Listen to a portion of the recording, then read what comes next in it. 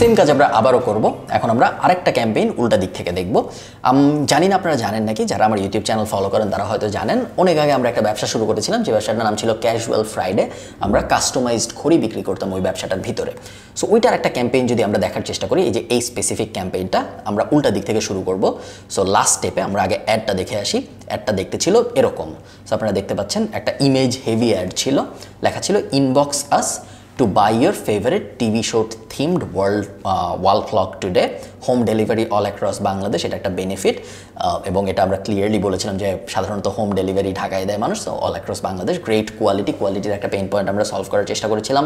অনেকে battery include করে দেয় না, সো স্পেসিফিক্যালি আমরা বলে দিয়েছিলাম 1AA battery is included. Price আমরা বলে দিয়েছিলাম এবং সিম্পলি ডিএমএস বা আমাদের মেসেজ পাঠাতে বলেছিলাম, এবং আমরা নিচে বলে দিয়েছিলাম আপনি চাইলে যদি আমাদের ডিজাইন যদি আপনাদের পছন্দ না হয়, সেই ক্ষেত্রে আপনারা চাইলে নিজের ডিজাইনও দিতে পারেন। এই ছিল আমাদের অ্যাড। এবং আমরা যদি উল্টা দিকে আসি, এখন বোঝার চেষ্টা করি এই অ্যাডটা কীরকম পারফর্ম করেছে। আপনি দেখতে পারবেন ক্যাম্পেইনের ভিতরে যদি আসি, নিচের দিকে যদি নামি, এটা হলো আমাদের এই অ্যাডটা। এই অ্যাডটার জন্য আমরা টোটাল খরচ করেছি $24, এবং $24 খরচ করার বদলে আমরা মেসেজ পেয়েছি 65টা। এবং আমি এই মুহূর্তে ঠিক মনে করতে পারছি না 65টা মেসেজের মধ্যে কতগুলা কাস্টমার হয়েছিল, বাট আমার ধারণা 65টা মেসেজের মধ্যে 5টা 10টা কাস্টমার হয়েছিল আমাদের। সো সোজা কথা, ক্যাম্পেইনটা খুব ভালো পারফর্ম করেছিল। এটাও ছিল একটা মেসেঞ্জার ক্যাম্পেইন, ঠিক লিড ক্যাম্পেইন না, কারণ এখানে আমরা মানুষকে মেসেজ পাঠাতে বলেছিলাম সরাসরি।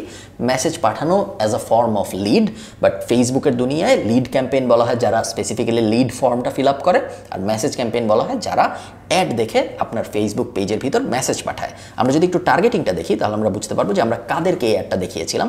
এডিটে চাপ দিই, আপনারা নাম দেখেই বুঝতে পারছেন, টিভি শো ফ্যান্স।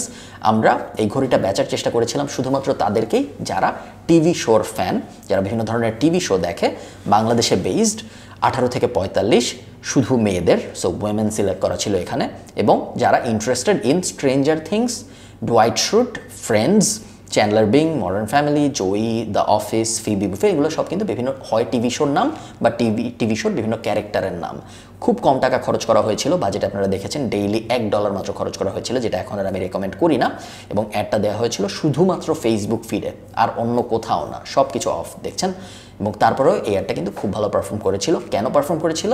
যদিও এই অ্যাডটার বাজেট কম, এই অ্যাডটার অ্যাকচুয়াল অ্যাডটা খুব সুন্দর, এই কারণে আমাদের অ্যাড কোয়ালিটি স্কোর হাই ছিল এবং আমাদের এনগেজমেন্ট অনেক হয়েছিল। সো আমাদের টোটাল যে টিভি, ওটা কিন্তু ভালোই হয়েছিল, যদিও আমাদের বাজেট কম ছিল।